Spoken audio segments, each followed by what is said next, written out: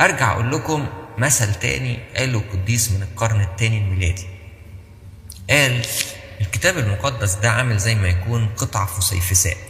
عارفين قطع الفسيفساء اللي لونها ازرق واحمر وكده، ونرتبها ساعات موزايك، اللي هي الموزايك كده، ونعمل بيها صور القديسين في بعض الكنائس. قطع الموزايك دي او الفسيفساء دي القديس اسمه القديس إيرينيوس. قديس إيرينيوس قديس عظيم من القرن الثاني والثالث الميلادي.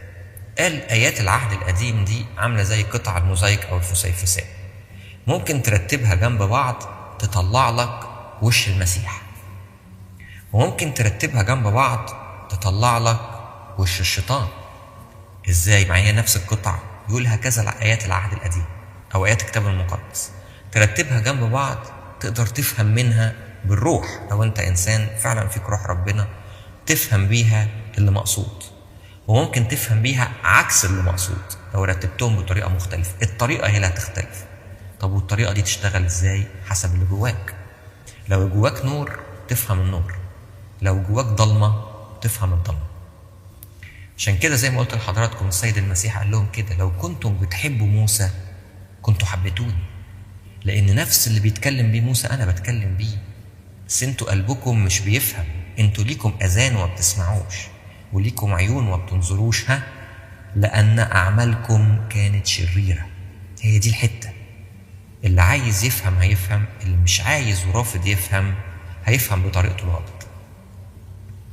طب نيجي ندخل على بعض النبوات اللي قالوها برضو، اللي طلعوا بيها واستنتجوها اليهود من العهد. اليهود، أنا كل كلامي النهاردة اليهود، اللي طلعوها اليهود من العهد القديم عن السيد المسيح. في عالم يهودي اسمه ألفريد إدرشتايم، يا رب أكون بنطقه صح، عاش من سنة 1825 ل 1889، وده كان ملحق في مدرسة التلمود والتوراة العبرية. طلع من نبوات العهد القديم وكتابات اليهود في العهد القديم 456 نبوة عن المسيح المنتظر. ده راجل في المدرسة اليهودية. طلع منها 365 نبوة بعدد أيام السنة يعني مباشرة، يعني زي ما مكتوبة كده بالظبط، ده مقصود بيها المسيح. وهو مش كله إيمان بالمسيح، يعني هو بعد كده غالبا آمن بالمسيح، لكن أقصد وهو كإنسان يهودي بيفكر بفكر يهودي من كتابات اليهود، طلع إن اليهود عارفين النبوات اللي خاصة بالمسيح، وطلع إن في 365 نبوة مباشرة. طلع منها 75 موجودة في أسفار موسى الخمسة، 243 موجودين في أسفار الأنبياء، و138 موجودة في الأسفار الشعرية والتاريخية. وأكد على يقينية إيه بقى؟ إن اليهود القدامى يؤمنوا أن هذه الآيات تتكلم بوضوح عن المسيح وليس سواه. وجاب 558 اقتباس لعلماء يهود من خلال مراجع يهودية قديمة للتلمود والترجوم والمدراش، علشان يطلع بشكل محايد كيف ينظر اليهود للمسيح المنتظر. والكلام ده موجود في المرجع اللي ممكن يطلع قدام حضراتكم، وموجود كمان في السنهدريم 99 بيج 670. الحقيقة النبوات اللي طلعها دي عمل عليها واحد اسمه بيتر روخمان دراسة، وقال لك لو احنا صدقنا الراجل ده، لأن هو عمل شغل متعب جدا، جاب كتابات اليهود اللي بتتكلم عن المسيح وطلعهم 365 نبوة مباشرة. قال كده، قال لو احنا الراجل ده كان طلع 60 نبوة بس، 60 بس، هم 365، يعني سيبك من ال 300 دول، خدنا ال 60 بس. لو كان طلع 60 نبوة بس وقعدنا نشوف يا ترى ال 60 نبوة دي ممكن تتطبق على كام واحد غير المسيح، يعني كام واحد ممكن يدعي ان هيتحقق فيه 60 نبوة دول. لو 60 نبوة بس، احنا عندنا احتمال شبه مستحيل انه يحصل في حد غير المسيح. الاحتمال ده نسبة 1/10⁻895. يعني ايه الكلمة دي؟ يعني ايه عشان نفهم؟ يعني لما اقول لك مثلا لو مشيت في الشارع دلوقتي لقيت واحد لابس قميص ابيض حاطط في جيبه قلم لونه كذا، لابس ساعة لونها كذا، شعره كذا، لابس نظارة كذا، عربيته كذا، وقعدت أقول لك 60 صفة. فأنت نزلت الشارع احتمال إنك تغلط في اللي أنا قلته، طبعا هما 60 حاجة فأكيد هتيجي تاخد الشخص اللي أنا قصدي عليه يعني. طب هل في احتمال إنك تغلط تتلخبط فيه يعني وتاخد واحد تاني؟ صعب جدا إن يكون في واحد دلوقتي ماشي في الشارع بيتحقق فيه ال60 صفة دول كلهم. هو قال كده، قال إن لو في 60 صفة بس بتتحقق في شخص وإحنا هنتلخبط يطلع إن مش ده المسيح، الاحتمال ده بعيد جدا، ده احتمال 1 ل10 أس 895. وفي حاجة في العلم بتاع البروبابيليتيز والإحصائيات كده يقول لك أي حاجة أكتر من 10 أس 150 يبقى مستحيل. فعايز يقول إن إحنا لو لقينا إن ربنا يسوع المسيح الناصري اتحقق فيه 60 نبوة بس من الراجل دول طلعهم، يبقى أكيد هو المسيح، لأن مستحيل تكون ال60 نبوة اتحققوا بالصدفة في الشخص ده. فاهمين الفكرة؟ طب إيه هي النبوات؟ أولاً هنبتدي يعني من الأول، بس أنا مش عارف إن أنا مش لازم أطول فهاخد حاجات مهمة، بس عايز أبتدي من أول سفر التكوين، من أول آدم اللي سقط. يا ترى اليهود كانوا بينظروا إزاي للحادثة دي؟ في الزوهر اليهودي مجلد اسمه مجلد فير مكتوب كده كان في رابي يعني رباي، واحد من الرباي اسمه شمعون، قال: ويل للعالم الذي جذب بعد هذا. كان بيتكلم على سقوط آدم، يعني إن العالم جاب لنفسه الشر من بعد سقوط آدم، لأنه في هذا اليوم الذي فيه أغوي آدم بواسطة الحية الشريرة. اليوم ما آدم ده وقع، إيه اللي حصل؟ تسلطت الحية على الإنسان وعلى كل بني العالم. كويس، فاهم السفر التكوين زي ما احنا فاهمين اهو. والعالم لا يقدر أن يتفادى هجماتها. هجمات مين؟ هجمات الحية الشيطان. امتى هيقدر يتفادى؟ إلا حينما يأتي الملك المسيح. لا ثواني، يبقى كده الزوهر اليهودي والرابي اللي اسمه شمعون لما قرأ سفر التكوين وطلع إن آدم أغوي بواسطة الحية، ومن ساعتها الحية يعني الشيطان متسلط على العالم، هيفضل العالم يعاني مش من الرومان، يعاني من الشيطان لغاية ما يجي المسيح هو اللي هيتغلب على الشيطان مش الرومان. بيتكلم على الشيطان. ويقيم القدوس المبارك الذين ناموا في التراب، أي آدم وبنيه. شوفوا الكلمة، يعني المسيح ده هيجي يغلب الشيطان وهيقوم من التراب، من المدافن، من القبر، من الجحيم، هيقوم آدم وبنيه.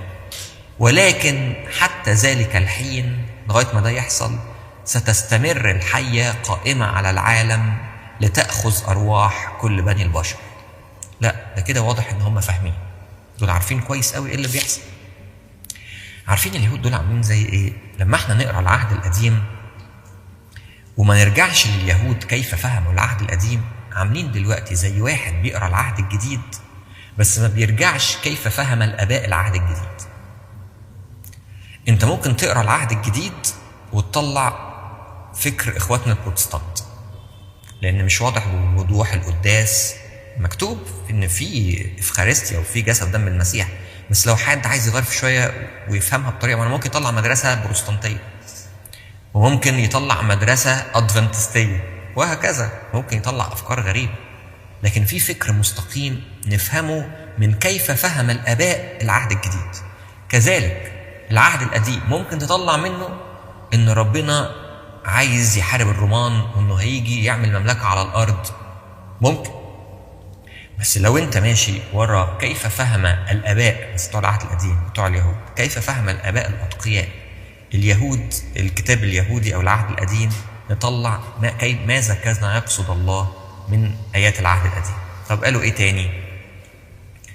لما جم يبصوا مثلا على النبوة اللي قالها يعقوب أبو الآباء في سفر التكوين صح 49 خلاص قرب يتنيح، فابتدى يعقوب يتنبأ لولاده وراح قايل كده: لا يزول قضيب من يهوذا، هو سبط يهوذا، ومشترع من بين رجليه، يعني هيجي واحد هيقدم شريعة من سبط يهوذا، حتى يأتي شيلوه.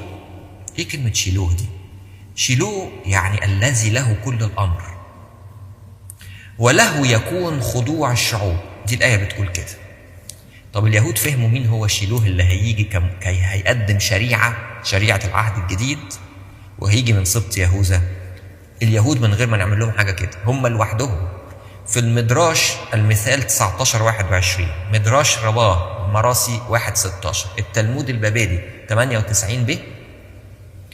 الاربع مراجع دول بيتكلموا على من هو شيلوه اللي مقصود في الآية دي، وقالوا شيلوه هو المسيح المنتظر. وطلعوا حاجة غريبة قوي، ان كلمة شيلوه 5 حروف بيعملوا حاجة كده، يجيبوا كل حرف ويشوفوا يساوي كم رقم. تقول لي يعني ايه؟ اقول لك زي مثلا احنا عندنا الالف نديله رقم 1، ب رقم 2، ت رقم 3 كده. فجابوا حروف كلمة شيلوه بالعبري وشافوا كل واحد يساوي رقم كام في الترتيب الأبجدية، وجمعوا الحروف دي طلع مجموعها 358. وجابوا كلمة ميسايا بالعبري برضو وشافوا كل الحروف وجمعوا الحروف لقاها برضو 358. فقال لك بس شفت احنا فاهمينها صح، يبقى المسيح هو شيلوه اللي كان يعقوب بيتكلم عليه. ومن هنا قالوا إذن احنا منتظرين المسيح انه هيجي يقدم شريعة جديدة في العهد الجديد تكمل شريعة العهد القديم، وهيجي من سبط يهوذا كما تنبأ أبونا يعقوب. ده موجود عند اليهود، ده مش نبوات احنا فسرناها، دي لغاية دلوقتي في كتاباتهم. ايه كمان مكتوب كمان مثلا في المدراش اسمه مدراش رباه للجامعة 1:9، ومدراش رعوس 5:6، وبسكيتا دراب كهينة 5:8. دي كتابات اليهود مكتوب فيها ايه؟ تشبيه اليهود للمسيح بموسى. قالوا مش موسى قال هيجي نبي مثلي تسمعوا له عشان ده اللي هيخلصكم؟ نبي مثلي دي ما المسيح السيد المسيح نبي طبعا، بس مش نبي بس، نبي وإله. لكن قعدوا يبصوا على الحتة دي، قعدوا يشوفوا طب الكلمة اللي قالها موسى دي معناها ان المسيح اللي هيجي شبه موسى في حاجات. طب يا ترى قال ايه؟ رباي اسمه رباي براخيا قال باسم الباي اسحاق قال كالمخلص الأول اللي هو موسى هكذا سيكون المخلص الأخير اللي هو المسيح. ماذا قيل عن المخلص الأول؟ هو بيتساءل يعني. قيل عنه فأخذ موسى امرأته وبنيه وأركبهم على الحمير، خروج 4:20. هكذا سيقال عن المخلص الأخير، بصوا، أنه وديع وراكب على حمار. لا ده جاب حتة موسى وراح رابطها بالآية اللي موجودة في سفر زكريا، إن هوذا إيه؟ إن هيجي المسيح راكب على أتان وعلى جحش ابن أتان. نفس التشبيه اللي اتقال لموسى راح هو لضمه باللي اتقال في الأنبياء، وقال هما الاثنين بيتكلموا عن المسيح. وكما أنزل موسى المن هكذا المسيح سينزل لنا الطعام الحقيقي من السماء. لكن ناقص يقول جسد ودم. وكما أخرج موسى الماء من صخرة سيخرج لنا الماء الذي سيخلصنا. وكما ده الأكتر، وكما أتم موسى الخلاص في 14 نيسان هكذا سيقدم المسيح للعالم الخلاص في 14 نيسان. عارفين 14 نيسان ده اللي هو ايه؟ ده يوم ساعة ذبح الخروف الفصح.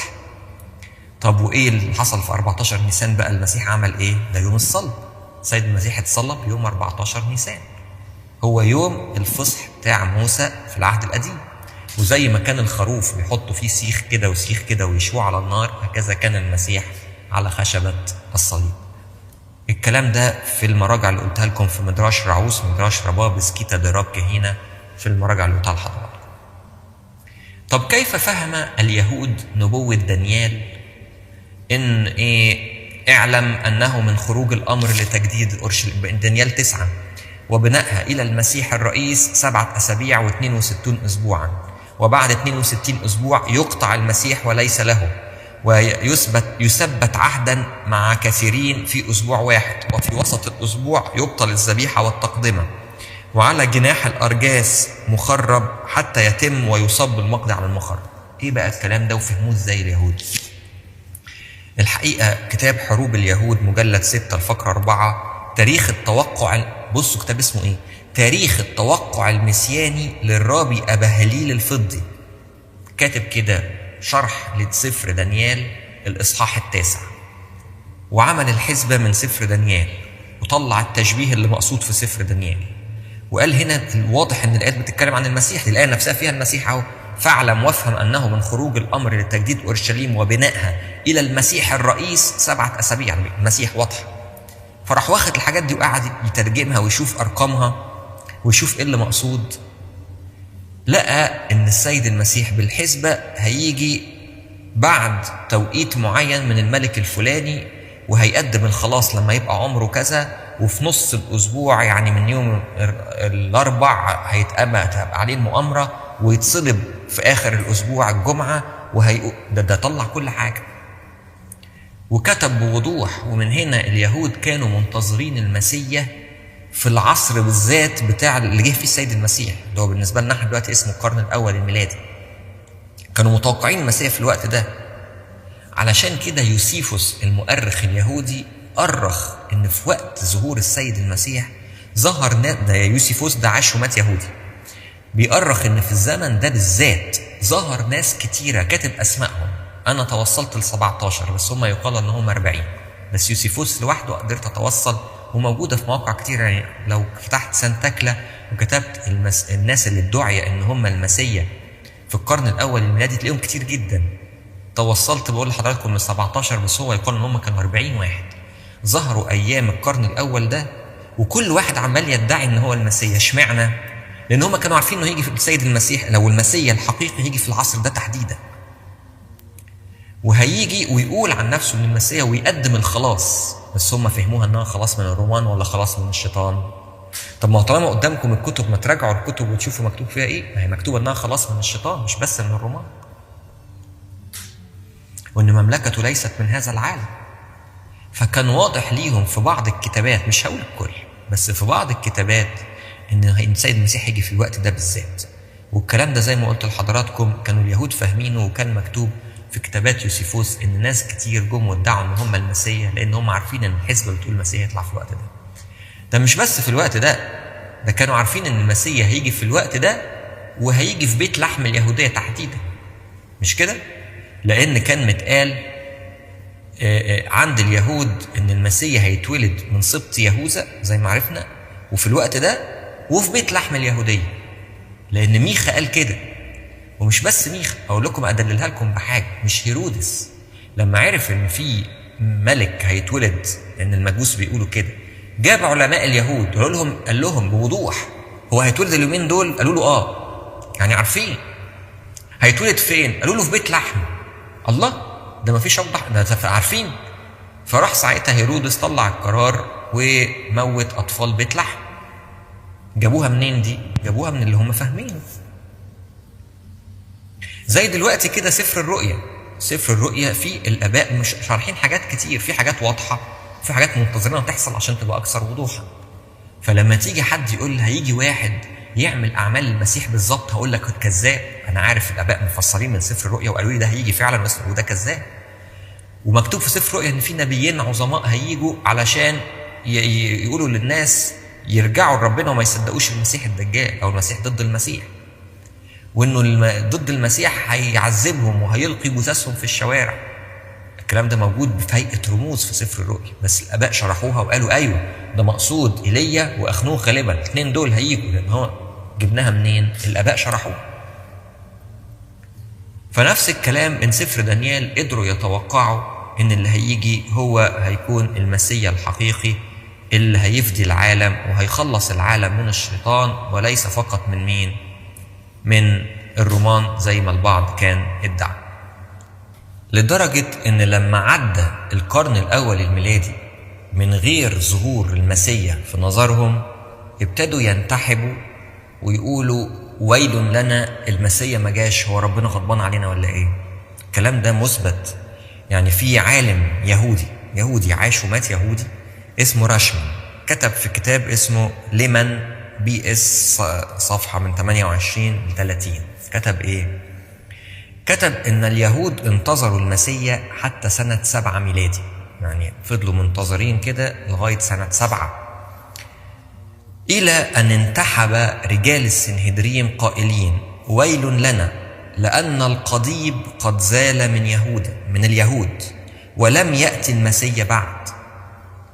ويل لنا يعني يويلنا، ده احنا خلاص مش هيبقى لينا ملك ولا سلطان. القضيب المشترع من يهوذا اللي كان اتكلم عليه يعقوب ده عدى الوقت اللي كان المفروض يجي وما جاش المسيح.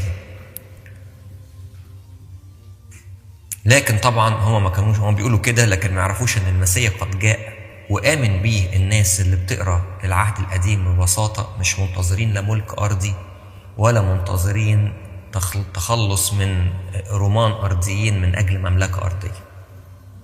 لكن لأن فكرهم كان في الاتجاه ده وصلوا لغاية سنة 7 ميلادي بالعافية، استنوها يعني. بعد كده قالوا يبقى ربنا غضبان علينا إن المسيح ما جاش، والوقت اللي كنا حاسبينه إنه يجي فيه ما جاش فيه. طيب تعالوا إذا كنا وصلنا لسفر دانيال، تعالوا نشوف سفر أشعيا بقى وعظمته. يا ترى لما كانوا بيقروا كيهود سفر أشعيا كانوا بيفهموه إزاي؟ في بعض اليهود يقروا سفر أشعيا ويعتبروها ده نحيب على اليهود من أجل إن كل شوية تيجي بلد تستعمرهم، وبالتالي يبقى المسيح المنتظر هيجي يخلصهم البلد اللي بتستعمرهم. لكن الحقيقة هي مش كده، لأن اللي قرأ سفر أشعيا من اليهود الأتقياء فهم كويس قوي اللي مقصود بيها. يعني مثلا في تلمود سنهدريم 98 وبسكيتا ربيط 845 والتلمود البابلي بيشرح بمنتهى الوضوح أشعيا 53 اللي هو الإصحاح المشهور بتاعنا، إن هدوس المعصرة وحدي وأحملنا تحملها، حسبناه مرفوضا من الله مرزولا، هو مجروح من أجل معاصينا مسحوق من أجل أثامنا، تأديب سلامنا عليه وبجراحاته شفينا. بمنتهى الوضوح كاتبين هذا وصف دقيق للمسيح وعمله الكفاري من أجلنا. يا خبر أبيض! يعني عارفين إن السفر أشعيا وبالذات أشعيا 53 وصف دقيق للمسيح. ده نيافة الأنبا بشوي مثلث الرحمات كان مرة سمعته في عظة بيقول إنه كان في اجتماع من مجلس الأديان العالمي أو حاجة زي كده، وبعدين في الجلسة ما بين في البريك يعني، فبيكلم واحد الحاخام اليهودي اللي موجود أو الرباي اليهودي اللي موجود، وبيقولوا نفسي أسألك سؤال: كيف تفهمون أنتم أشعيا 53 عمن يتكلم كمجروح من أجل معاصينا مسحوق من أجل أثامنا؟ هل الله مجروح؟ قال له هذا الكلام خاص بالمسيح المنتظر. قد كده يعني كيهود، حتى ايفن اليهود الحاليين عندهم ما هو مكتوب عن سفر أشعيا. ده انا مش هقول لكم كده بس، ده فضل اليهود يستخدموا سفر أشعيا كنبوة عن المسيح المنتظر، خاصة إصحاح 53 لغاية القرن 12 في كتاباتهم. لما يجوا يصلوا هما ليهم صلوات بينتظروا فيها المسيح، هلما تعالى وخلصنا وكده. طب بينتظروه وبيصلوا صلوات ايه من العهد القديم؟ أشعيا 53 لغاية القرن 12. ولما أدركوا إن قد إيه الكلام ده كده مع الفكر المسيحي وكده بيقولوا وصف دقيق لشخص ربنا يسوع المسيح، شالوها من صلواتهم في القرن اللي قبل القرن 12 كانت دي الصلاة. لأن أشعيا 9:6 لأنه يولد لنا ولد ونعطى ابنا وتكون الرياسة على كتفه ويدعى اسمه عجيبا مشيرا، لا وإيه كمان، إلها قديرا أبا أبديا رئيس السلام. اليهود فاهمين كويس قوي إن الآية دي بتتكلم عن ابنهم اللي هيولد وهتكون الرئاسة على كتفه وهيدعى اسمه عجيبا. كلمة عجيب دي اتذكرت كتير في العهد القديم. كان دايما لما ربنا يظهر لواحد من الأنبياء يقوله لماذا تسأل عن اسمي وهو عجيب؟ أنا اسمي عجيب. اتاري اشعيا خد نفس كلمة عجيب دي عشان يقول لهم اهو المسيا اللي جاي هيبقى العجيب اللي كان بيظهر للانبياء ده، لان هو الها قديرا. فاشعيا 7:14 الآية المشهورة: ولكن يعطيكم السيد نفسه آية، هل عذراء تحبل وتلد ابنا وتدعو اسمه عمانوئيل. واحنا عارفين عمانوئيل يعني الله معنا. هتولدوا واحدة عذراء. والكلام ده الشكل الكلمة العبرية اللي هي كلمة علماه. جوجل العبري لو كتبت الكلمة بالحروف العبري هيطلع لك ترجمتها عذراء، عشان الناس كانت قالت معناها فتاة وبتاع، هي معناها فتاة بس غير متزوجة، عذراء. ايه كمان من النبوات المشهورة؟ خلصنا كده الانبياء في عجالة، لكن مش هينفع انهي كلامي من او اقول ما اجيبش سيرة المزامير وشوية انبياء من الصغيرين كفاية. المزامير طبعا كم المزامير يطلق عليها مزامير مسيانية كبير جدا. المزامير اكتر سفر اتكلم عن المسيا المنتظر، وهو اكتر سفر استعان بيه ربنا يسوع المسيح. بولس الرسول والتلاميذ لما كانوا بيجيبوا آيات من العهد القديم عشان يثبتوا إن المسيا هو ربنا يسوع المسيح. فمزمور 22 طبعا أشهرهم: ثقبوا يدي ورجلي. أكيد داود ما ثقبوش رجليه ورجليه ولا حاجة. أحصي كل عظامي وهم ينظرون ويتفرسون في، يقسمون ثيابي بينهم وعلى لباسي يقترعون. وده المزمور اللي ربنا يسوع المسيح فكر اليهود بيه وهو على الصليب لما صرخ وقال: إلهي إلهي لماذا تركتني. دي أول آية في المزمور 22. اليهود كان عندهم طريقة احنا لغاية دلوقتي بنستخدمها في القداس.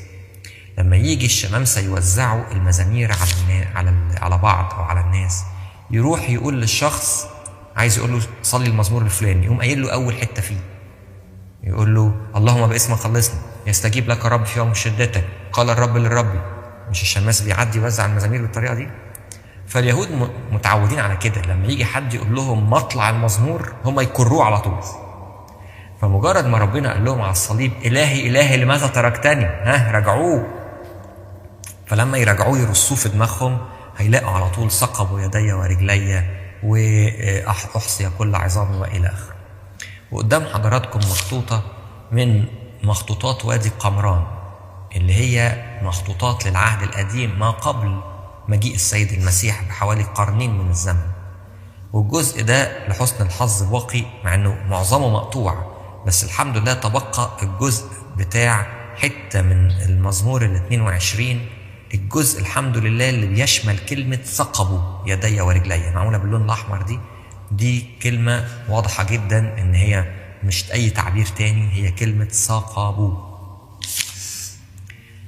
سفر الأمثال الجزء بتاع من صعد إلى السماوات ونزل، ما اسمه وما اسم ابنه إن عرفت. عارفين الحتة دي؟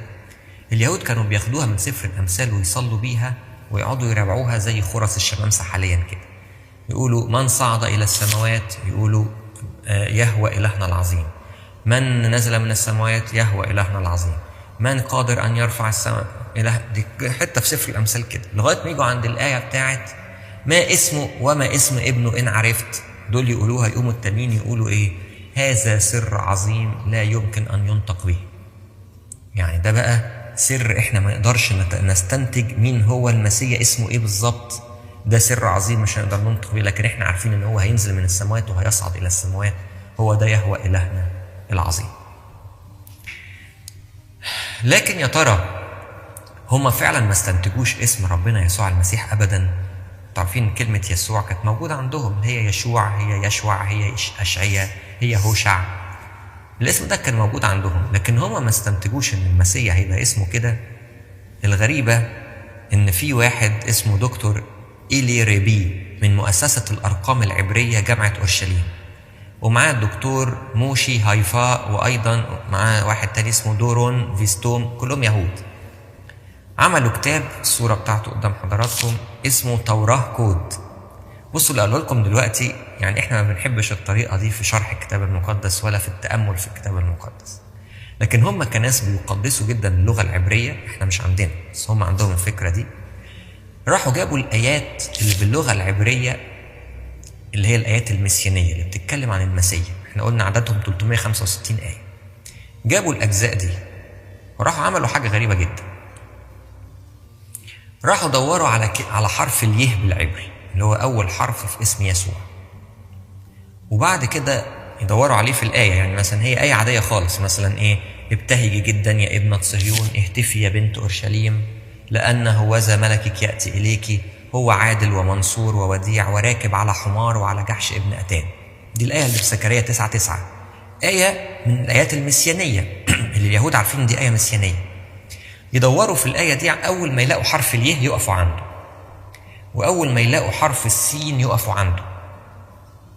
فهم جايين في كلمات تانية بس يلاقوها وخلاص. فيلاقوا حرف اليه ويلاقوا حرف السين ويعدوا عدد الحروف اللي ما بينهم، يلاقوها مثلا يلاقوها مثلا 8 حروف.